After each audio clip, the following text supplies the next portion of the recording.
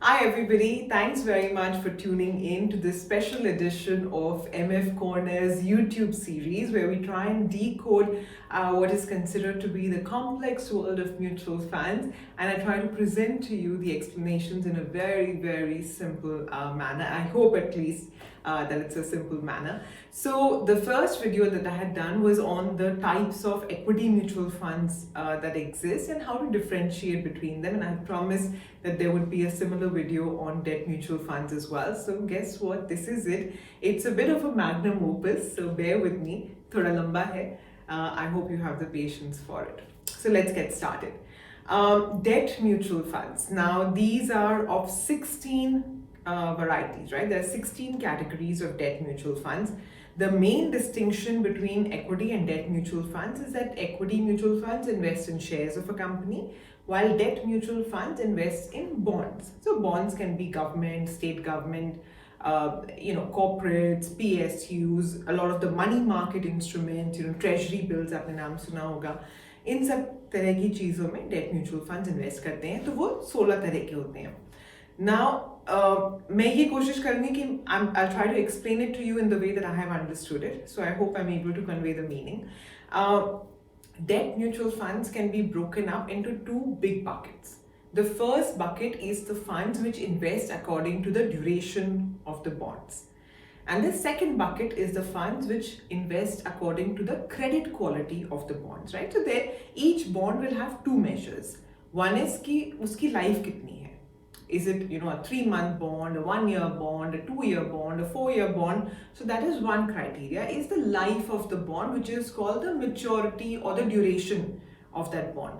And the second criteria for assessing a bond would be that, is it AAA, is it AA, is it AA plus, is it AA minus, is it single A, is it D? So basically, every company has to get itself assessed by a rating agency, and based on the assessment, her company को एक rating दी जाती है, right? So triple A of course उसमें सबसे high है, उसके बाद आएगा डबल ए, और वो करते करते डी तक जाता है. And D of course being junk status, मतलब डी रेटिंग मीन्स दैट आपके पैसे वापस आने की शायद 0 उम्मीद है, तो उसको हम डी कर देते हैं. So this is the parameter on which credit quality is assessed, and the life of the bond is the parameter on which the duration is assessed. Now, let's talk about duration first. Within duration, there are 10 categories, right? And this starts from 1 day and goes up all the way to 7 years and beyond. Now, the first, and I'll go in, the ascending order. So let me start with overnight funds. Overnight funds is a relatively new category of debt mutual funds, and the very name suggests that, the instruments that they invest in matures overnight, right? Overnight के नाम से ही आपको पता चल जाता है कि इसमें जो इनका जहाँ इन्वेस्टमेंट होता है वो एक रात के लिए होता है, और उसके बाद अगले दिन वो बेच दिया जाता है, एंड फिर वो प्रोसेस शुरू होता है. तो फंड मैनेजर आज इंस्ट्रूमेंट्स खरीदेगा, ओवरनाइट उसे रखेगा, अगले दिन बेच देगा, फिर वही प्रोसेस शुरू हो जाएगा. And if you see their portfolio, you will see that 100% of the portfolio will be in cash and cash equivalents. So they don't really invest in bonds, they will invest in overnight repo rates, and there are many such instruments. I don't want to sound very confusing or very complex by the terms that I use, but there are a lot of these overnight instruments in the money market which they can use for this purposes. So this is overnight. It is considered largely to be the safest category because the risk of default in an overnight transaction is very low, right? I can't say what will happen to a company or the issuer in, like, say 3 years from now, but I guess I can certainly say what's going to happen overnight. So these are considered to be the safest. They have the lowest credit risk, and consequently they also therefore offer the lowest returns. So who are the kind of people who need to invest in this overnight category? One, of course, is the big corporates, right? Because a big corporate may need to either make a payment, or suppose I'm getting ready to make an acquisition, right? Suppose I need to make a payment of 300 crores, 500 crores, 1000 crores. So I will keep the money ready 1 or 2 days in advance, right? Or maybe a week in advance. So even if I put 1000 crores in an overnight fund for a week, I have made a significant amount of money for my treasury, right? Or suppose ये तो एक company की बात हो गई, 1,000 करोड़ बहुत बड़ा amount है। हम अपने बात करते हैं। If suppose I have to make a down payment for my house, right? So I will cash out my FD or whatever other way I have. I will keep that money ready with me because मुझे नहीं पता कि वो builder का letter आज आएगा, कल आएगा, अगले हफ्ते आएगा.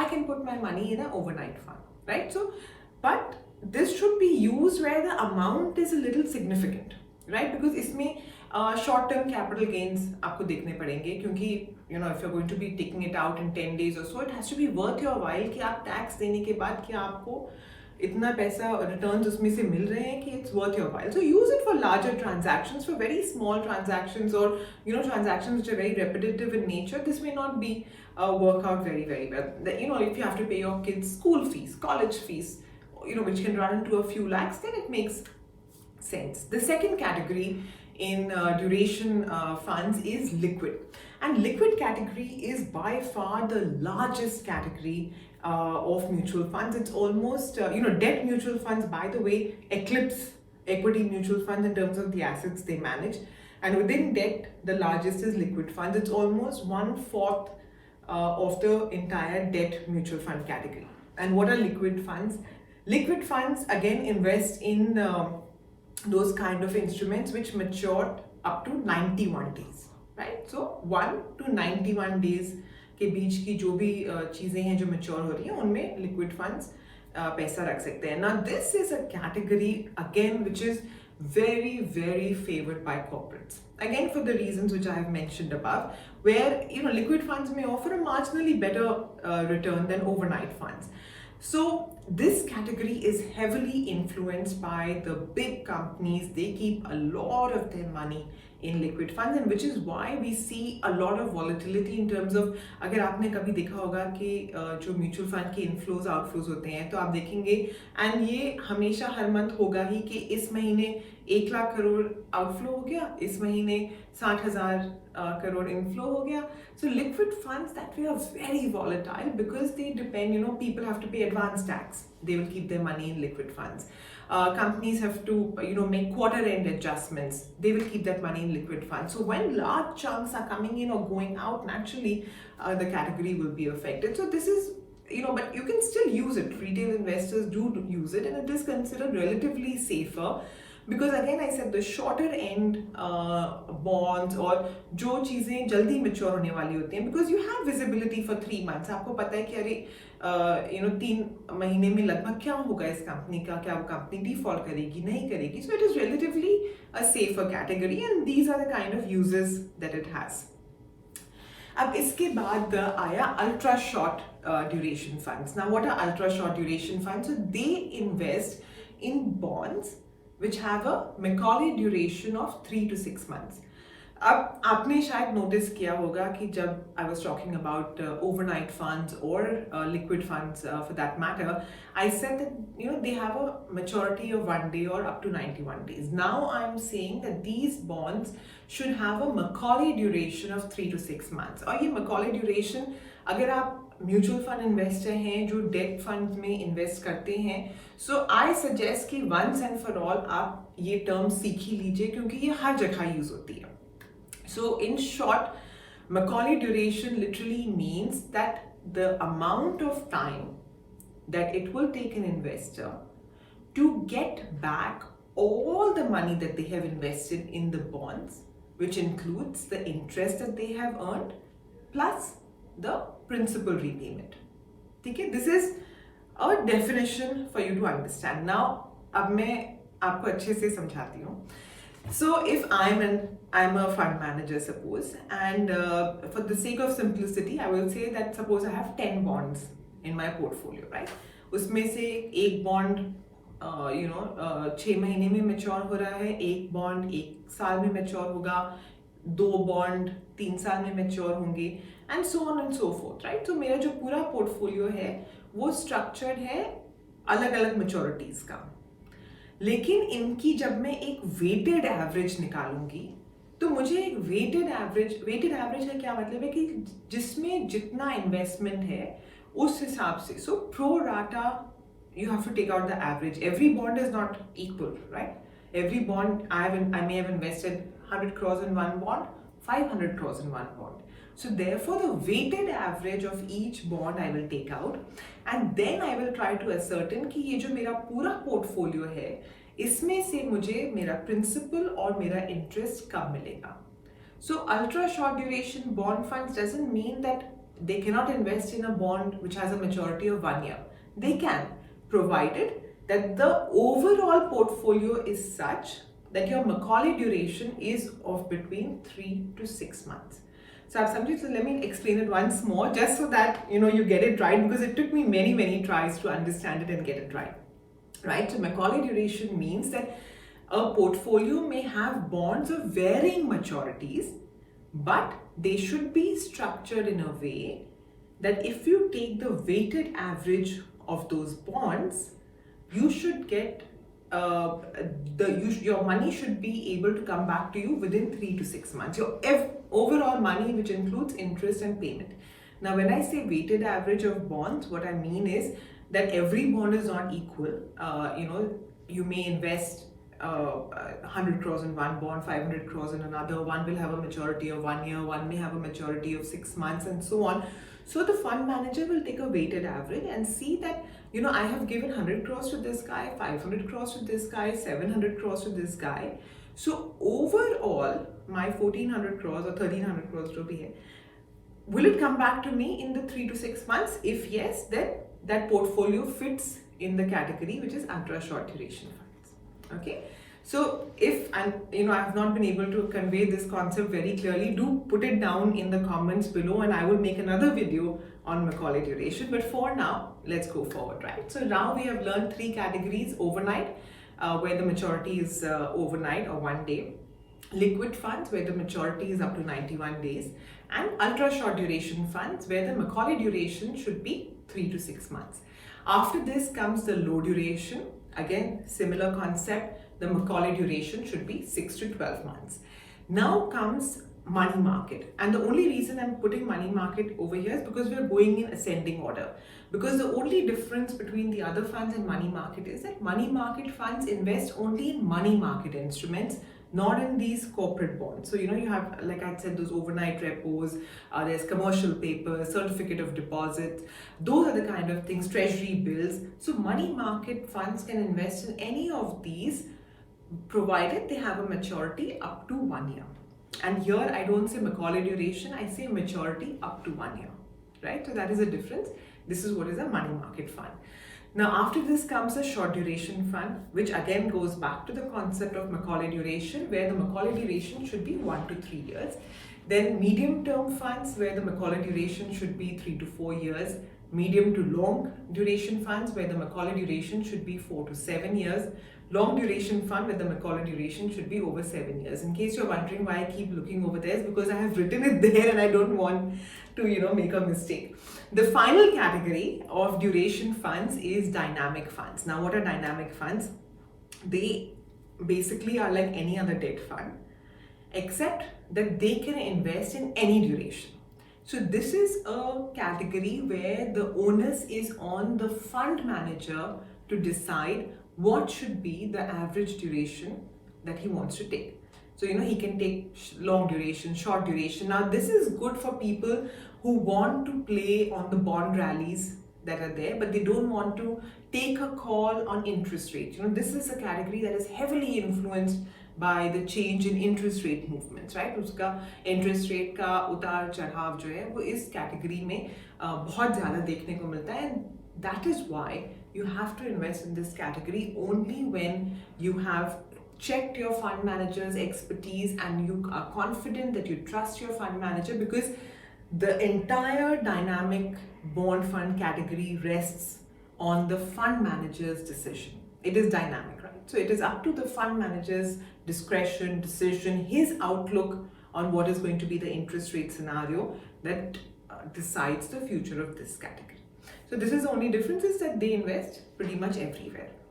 Now these are the 10 duration funds that we have spoken about.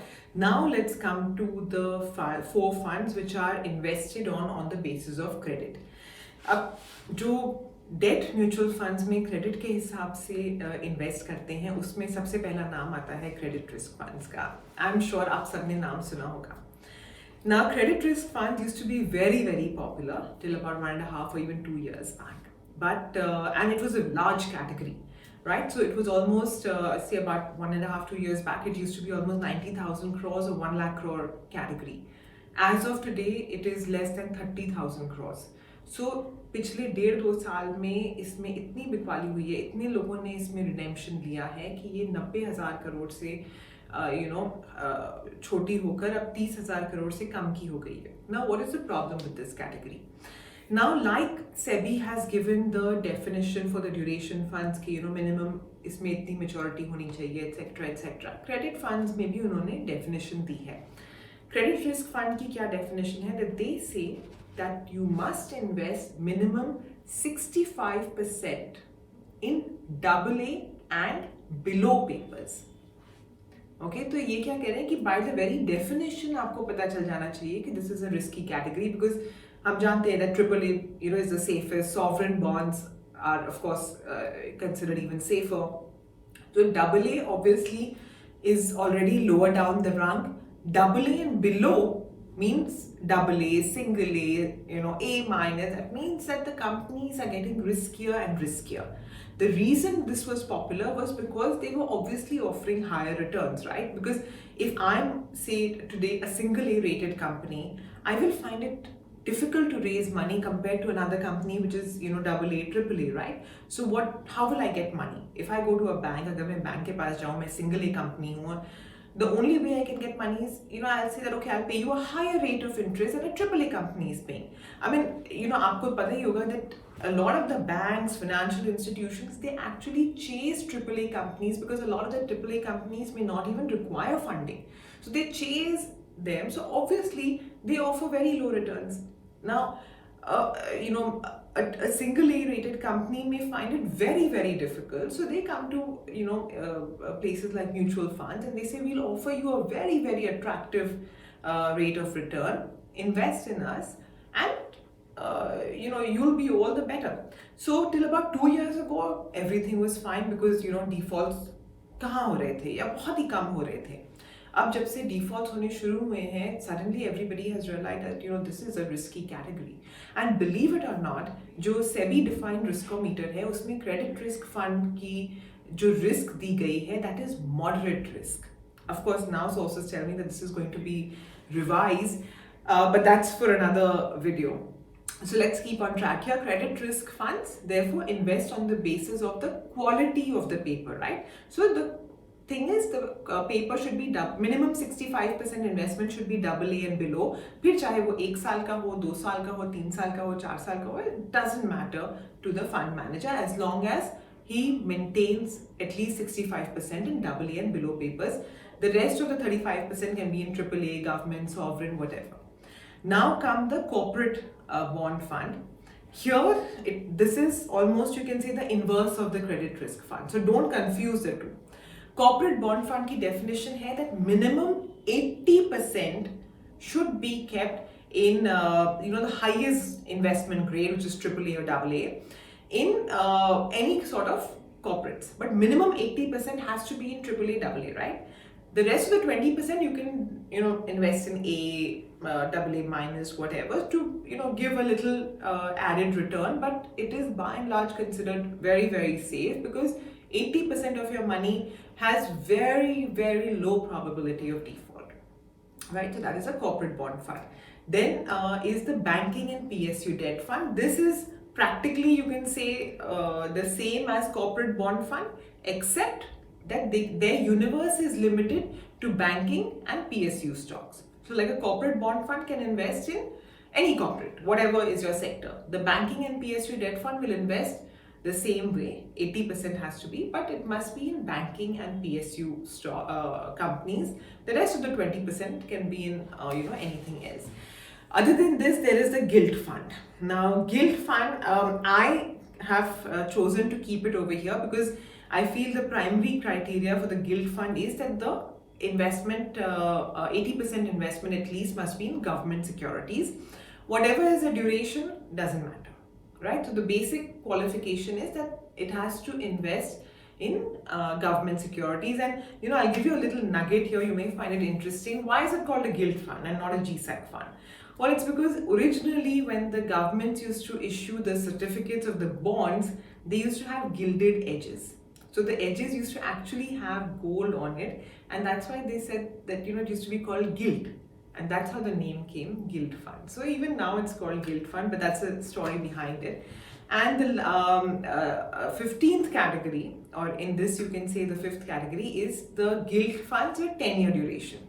So this is again the same, minimum 80% in government securities, but only those government securities which have a duration of 10 years.